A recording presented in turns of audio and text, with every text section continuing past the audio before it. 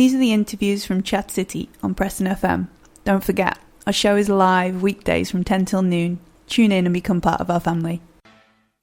And whatever you do, don't miss Dave Chambers this afternoon. You can get him on 103.2 on FM, online, on TuneIn Radio, wherever you are. You can take Dave Chambers with you, okay? And it's Chat City. And my next guest is in the studio and has written a book. And I'll just read the introduction, just the first paragraph. I have been blessed to inspire and heal many people in my life so far. Some of these stories may seem far-reached, extraordinary and miraculous. I assure you that they are all true.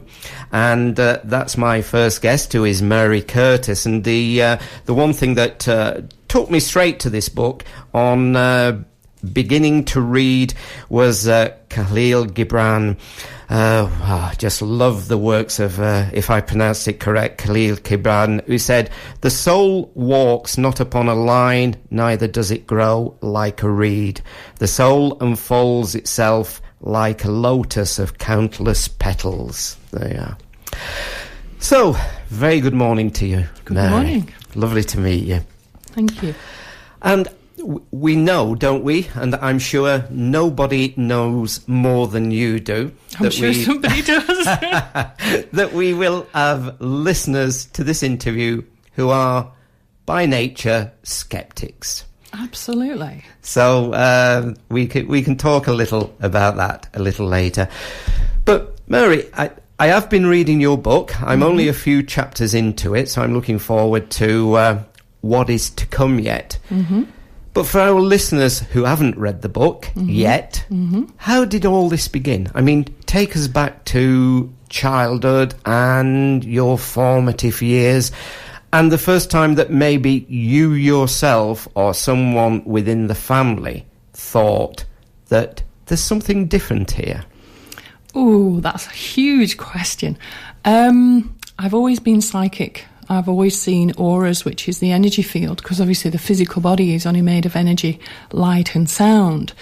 And I've always seen energies. I've always seen spirits. I've always seen, we have what we call ley line energies, which is energies on the earth. And I've always felt them as well. Sometimes I do see them. There is nobody in the family who's gifted as such, if you'd call it gifted. No, I don't know. I mean, I guess I freaked Mum out a couple of times with a few things that I kind of knew and shouldn't have known in the ordinary world. I just always kind of had that knowing, really. So the book came about just to inspire people. The book's called The Goldfish That Jumped. So I finished it about just roughly nearly 3 years ago now. And then obviously it took months of editing. And a lot of self-discipline, a lot of patience, and quite a few challenges as well. And obviously I'm on with the second one now. And I wrote it purely to inspire people. And everybody who's read it says it's addictive, it's inspirational. So there's some wonderful reviews on, it has its own Facebook page. Yes, I've been looking, yeah. And there's some testimonials on Amazon as well. And obviously the feedback I get from, my clientele it's just amazing, and my friends love it and everything else. But it is addictive. People have said they've neglected husbands and wives, housework, which is fine, cats and dogs and just about everything really, but people have said they've been up till 3 or 4 in the morning, can't put it down. So I am under pressure, I'm aware of that, to get on with the second one, but at the moment I'm being pulled from every angle, which is my life in a nutshell, really. I'm very busy. And the book is still available. It's at Waterstones, etc. Yes, it's in Waterstones and W.H. Smith's. It's available online, Kindle and Amazon and everything else, really. And obviously I've got several copies if anybody wants to purchase one directly from myself, yeah. Right. And what about the title, The Goldfish That Jumped? The Goldfish That Jumped. Well, I was working several years ago in the civil service, and I was divorced with 4 children on my own. I was tired, I was worn out, and I did feel like a goldfish going around a goldfish bowl. And my friend Gary Plunkett was very kind, and he helped me to edit the book in the initial stages and bring it to, it's closing, if you will. And I was going to call it originally My Inner Journey, because it was my inner journey into the soul. So your quote that you used before was very appropriate. And we forget about the soul. In my work, people are ill because they forget the soul, they forget their identity, they forget who they actually are. And that was really what was happening to me in the civil service with, you know, procedures, protocol, people kind of, you know, wanting promotion for the wrong reasons, and people sometimes, maybe, I'm going to say it, kind of getting promoted for the wrong reasons. And I became very, very disillusioned with it. And I was very unhappy, certainly the last 18 months. And I guess my soul was saying it's time to break free, and that's what it was all about. So we decided that My Inner Journey, which was My Inner Journey into My Soul, wasn't the right title, because obviously people read a book and kind of think, what's in it for me? And then I said, well, we'll call it Your Inner Journey, because if I can do it, you can do it. And he said, it's not enough. And I'd referred quite a few times in the beginning of the chapters to feeling like I was going around a goldfish bowl or a hamster wheel. And I have a thing about goldfish. I have fish in my pond. Most of the houses I've lived in, I've had koi carp. And I really do have a love for them. It's a personal thing. So that's why it's called The Goldfish That Jumped. So the next one is going to be called The Goldfish That Flew, or The Goldfish That Tangoed. There's kind of a theme going on.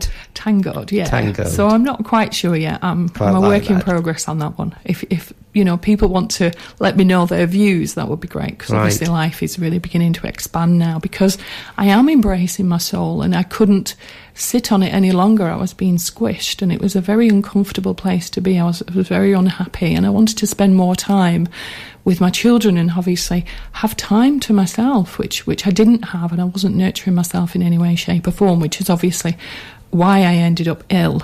And then obviously I found healing and homeopathy, and that fixed me, which obviously then inspired me to do what I do now. Right. And when you say, as you did, that it is a gift, if that's what we want to call it, is it a gift that everybody has, or only certain people, do you think?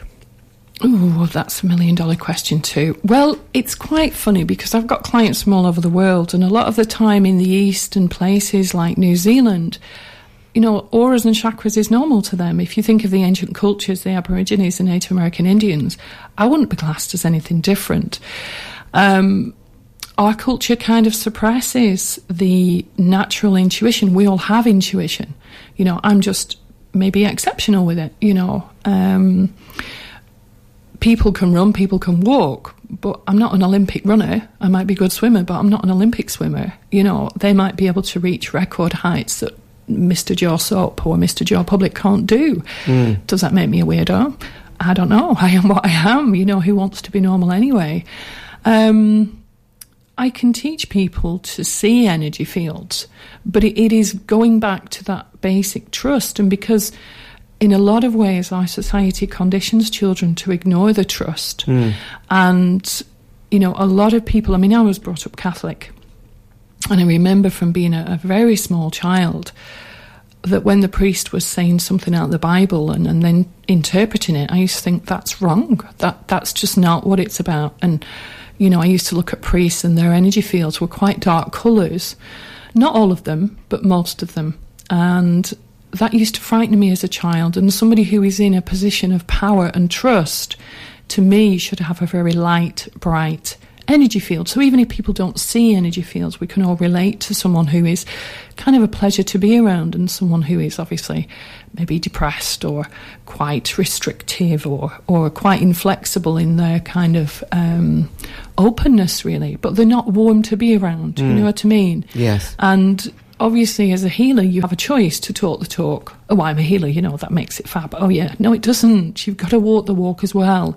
So, you know, I chose, you mentioned before that you're up to the part where I got divorced.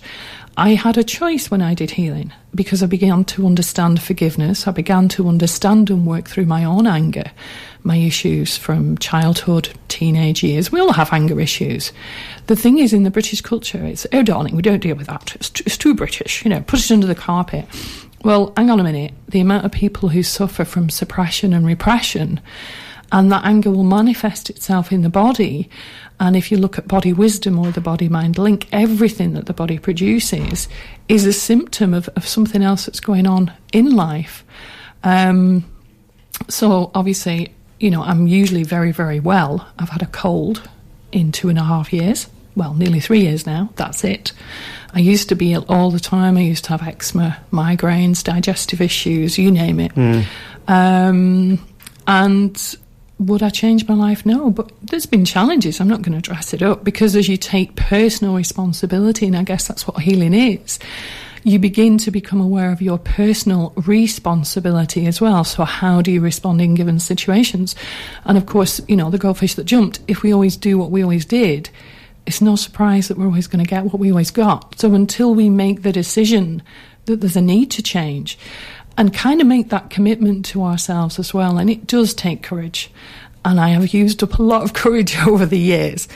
And taking the kind of decision when I became a healer to think, hang on a minute, I've got a tool in my kit now, and I can send healing to my ex-husband, I can send healing to my ex-mother-in-law, who I blamed for a long time for the divorce, because I kind of thought, you know, if she'd have nurtured him, then everything would have been hunky-dory, tickety-boo, which obviously wasn't the case. But we kind of come from confused places sometimes, and then as we unravel the ball of wool or the ball of barbed wire sometimes, although it can be painful, it's absolutely worth the journey. So yeah, you know, that's why the Buddhists will have the lotus as their symbol, and that's why I have a rose on my business literature, because as we unfold those petals, it's unfolding our qualities and shining them to other people. Most people who were around me say, you know, I have a presence of peace. I don't always, because I'm human, you know. Right. And I just work through things as I can. My children will tell you that I'm not perfect. I don't want to be perfect. I just do the best with what I've got. So what about, I understand that you really enjoyed school, that, you know, there were other people bunking off and things, but you quite enjoyed studying. I mean, again, if we go back, and I use the word, because I'm not sure if there are what other word to use, if I talk about this gift, was it not a fearful thing when you first discovered it as a child? Was it not something you thought, well, why do I seem to be different, or why do other people not seem to react in the ways that I do? I've always had it. So I didn't kind of start off not having it. So it's always been there to me. I remember when I was 36 and I met a lady who was being interviewed for a position of artist, and any artist worth the salt has a huge energy field. And her energy field was very light, very bright, and there was a lot of wisdom there was a lot of intuition. So she was being interviewed as a position for an artist in a huge firm, and she would be producing labels and, you know, people who were advertising their products, people want fresh ideas. In her energy field, because it was so light and bright, it was obvious that she was going to be a good communicator, she was balanced, she'd be a good team player, she was physically healthy, so she wasn't going to be off work sick or anything. And she basically ticked all the boxes with, you know, gold stars. And I was comparing notes with a colleague after, and he said, you know, what do you think? Shall we take her on? And I went, oh, absolutely. She's got a huge energy field. And he went, what are you talking about? I said, what do you mean? You can't see that? It's massive. And he said, no, I can't see anything. What are you talking about? And it was sad, actually, because I'd always assumed, although other people I knew didn't see spirits and didn't have the kind of inner knowing, I guess is probably a word for it, but other people don't see energy fields, and it kind of made me realise how isolated I am, and it was sad for 2 or 3 days, and then you pick yourself up and put yourself back on your perch again. But certainly when I studied homeopathy, one of our lecturers taught about ley lines and energies, and he saw energy fields, and there was a real kinship between us. But yes, I've been frightened over the years. In my book, I explain about the nightmares, seeing, you know, different energies at night and different things. And of course, I didn't realise I was a healer until I did Reiki. So I kind of spent, you know, until my early 30s in the dark, really, knowing I was different, but knowing I don't want to talk to. Right. So, you know, I enjoyed school to a point, but I didn't, and I enjoyed learning to a point. I didn't actually enjoy it that much, because I've always felt like a pardon the expression, fish out of water in a lot of ways. Yeah. Right. And what about, I read where, although I don't think that you actually saw what was going to happen, but you were aware on the day of the Lockerbie bombing and of the deaths in Tiananmen Square in China. Yeah. You knew that there was something happening. How did you feel? I mean, what was it, and how did you feel maybe later that day when you saw the news headlines, or the day after? Well, it was funny, really, because, I mean, my ex-husband, God love him, he's quite aware, and he was very, very patient with me. And I just say to him, there's a few examples in the book. I mean, he was nearly killed a few years ago, and I kind of freaked him out and freaked his brother out. Yes, again, I was going to ask about that. Because I knew about that. Yes. But the Lockerbie disaster, I remember I just said to him, Chris, something's happening, I don't know what it is. And I remember pacing the street where we walked, because that angst, I mean, now I would just send healing to it, and there's an acceptance. This is happening, that's it, let it go. But of course, then I really didn't have the tools in my kit to deal with things like that. You know, I was young, I was in my 20s, wet behind the ears. And having these energies, you know, people think, oh, it's wonderful, I wish I could do what you do. And it's like, probably no, you don't, actually. It's a lot of responsibility. And it's not all sweetness in life. And, of course, doing the job I do now, you know, if someone's terminally ill, I know, I can see it in their energy field. And sometimes I'm thinking, how much do you know? I can also tell where people are at, generally, not always, but lots of the time.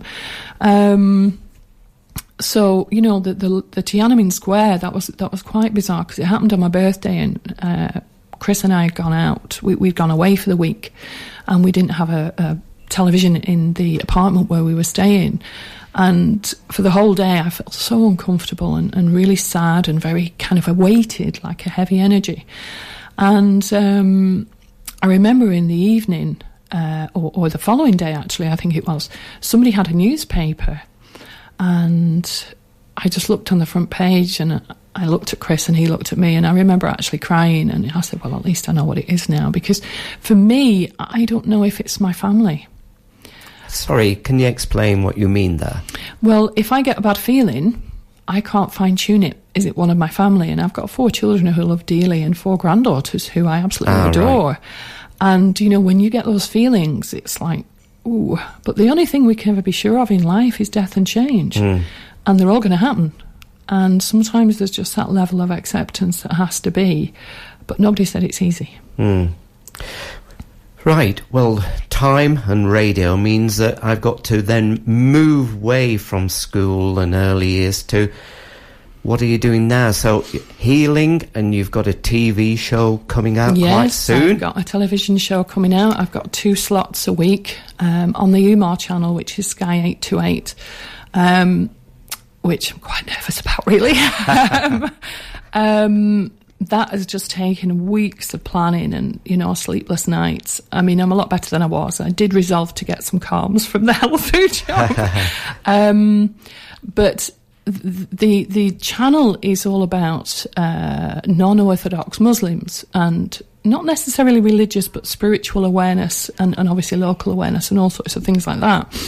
And it just came out of the blue. I mean, it's a golden opportunity, and obviously I've taken it and agreed to do it.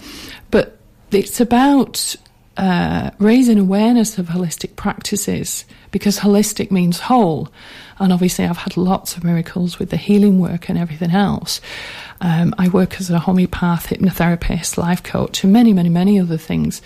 I do teaching and motivational speaking, public speaking and things. Obviously I've written a book to inspire people. So the TV show will obviously be international, and it'll get out there. I've got a massive list of guests, which is just amazing, the most amazing people really, who are willing to help people on their soul's journey, so that hopefully we can have people who are no longer repressed and suppressed and no longer think in the box. Because obviously, you know, for me, when I was ill with chronic fatigue syndrome years ago, because my body basically told me to sod off, I mean, I was shattered. I was just tired, I was exhausted. I'd gone around the goldfish bowl one too many times, and my body had said, no, I'm not playing anymore. And when the doctor said, you know, I'll give you some antidepressants and you can get rid of your hiking boots and you'll never walk again, because I love hiking, that's my thing. And it was what I needed, because it gave me the passion and the drive and the anger to say, you can get lost. This is not happening. She said, I'll refer you to the hospital. There's nothing we can do for you. I mean, I was 33, I think, at the time. And I just thought, you watch me, I will get well. And it gave me that determination, passion. People have said that doctor was so cruel, but she wasn't. She did the right thing for me, and I look back at it and I think, actually, she gave me a golden ticket to get myself well, and with the homeopathy and the healing I did. So do we know when the TV show is in the next 2 or 3 weeks. So quite soon. I can soon. certainly let you know. Oh, yes, absolutely. We'll mention that on air. Absolutely. And just before I end, wow, time has just flown by.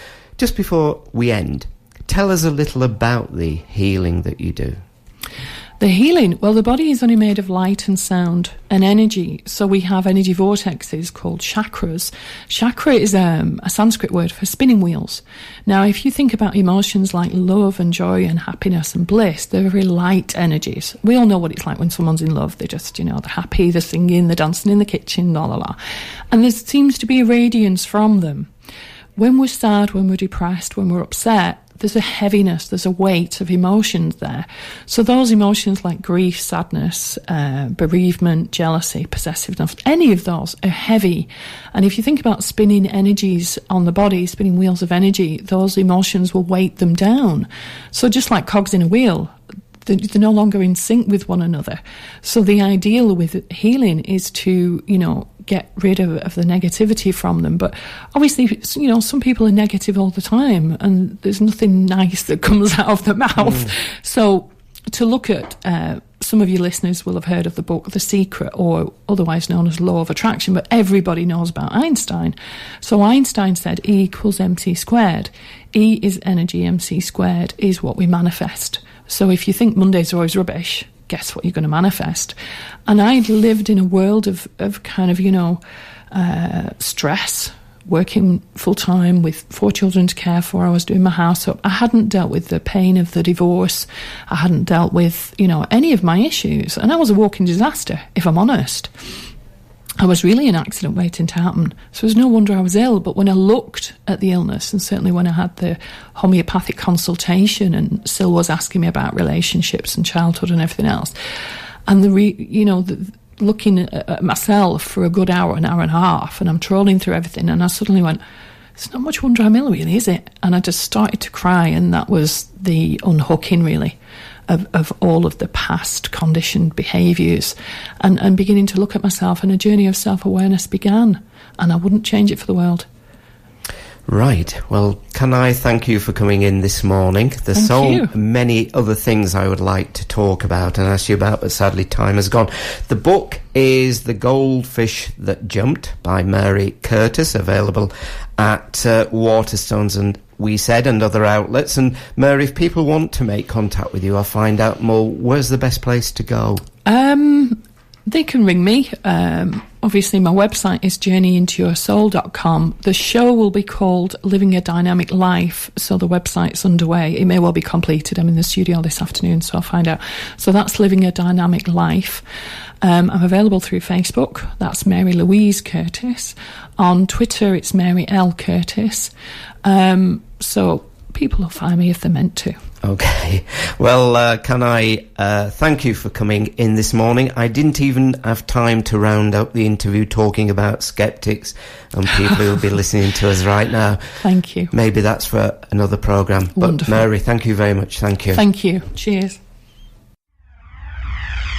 For all the latest community news and events, 103.2 Preston FM. Your community, your radio.